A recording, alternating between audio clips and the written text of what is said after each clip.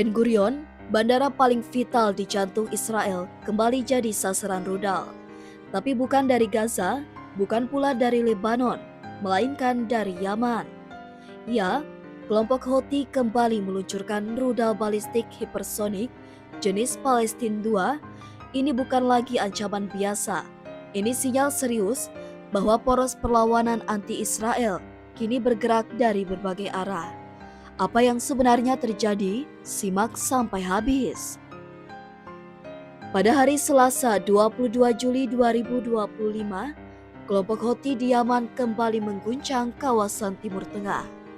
Mereka meluncurkan rudal hipersonik jenis Palestine 2 yang secara langsung menargetkan Bandara Internasional Ben Gurion, bandara utama Israel. Juru bicara militer Houthi, Yahya Saree, menyatakan bahwa serangan ini adalah balasan langsung atas serangan drone Israel ke pelabuhan Hodeidah sehari sebelumnya. Israel merespon cepat. Militer Israel atau IDF mengklaim bahwa rudal berhasil dicegat sistem pertahanan udara. Namun, dampak psikologisnya sangat besar. Sirine berbunyi di berbagai kota di wilayah tengah Israel, membuat ratusan ribu warga panik dan berlarian ke tempat perlindungan dini hari itu. Meski tak ada laporan korban jiwa, tapi pesan politik dan militer dari serangan ini jelas, Houthi tidak akan diam ketika wilayahnya diserang. Serangan ini bukan yang pertama. Sehari sebelumnya, Houthi juga mengklaim telah mengirim drone ke Israel, namun berhasil dihancurkan oleh sistem pertahanan. Serangan drone itu terjadi hanya beberapa jam setelah jet tempur Israel menggempur pelabuhan Hodeidah, menghancurkan apa yang disebut sebagai infrastruktur militer rezim teror Houthi. Serangan Israel ke Yaman bukan hal baru. Senin lalu saja tercatat sebagai serangan ke-13 Israel terhadap wilayah Yaman dalam beberapa bulan terakhir. Jarak antara Israel dan Yaman sekitar 1.800 km, artinya rudal-rudal yang ditembakkan menempuh jarak yang luar biasa. Ini menandakan kemampuan teknologis kelompok Houthi yang semakin canggih. Siapa sebenarnya Houthi?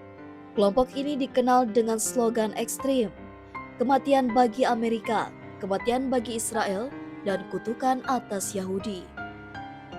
Sejak November 2023, tepat sebulan setelah serangan Hamas ke Israel pada 7 Oktober, Houthi ikut serta dalam konfrontasi dengan menyerang Israel dan kapal-kapal dagang internasional yang dituduh punya koneksi dengan Tel Aviv. Laut Merah menjadi medan konflik baru. Jalur pelayaran penting dunia terganggu, mengancam distribusi minyak dan komoditas global.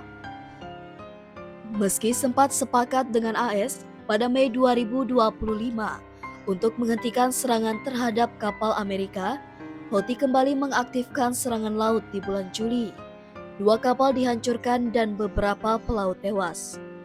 Hingga Juli 2025, Houthi telah meluncurkan lebih dari 63 rudal balistik dan 15 drone ke Israel.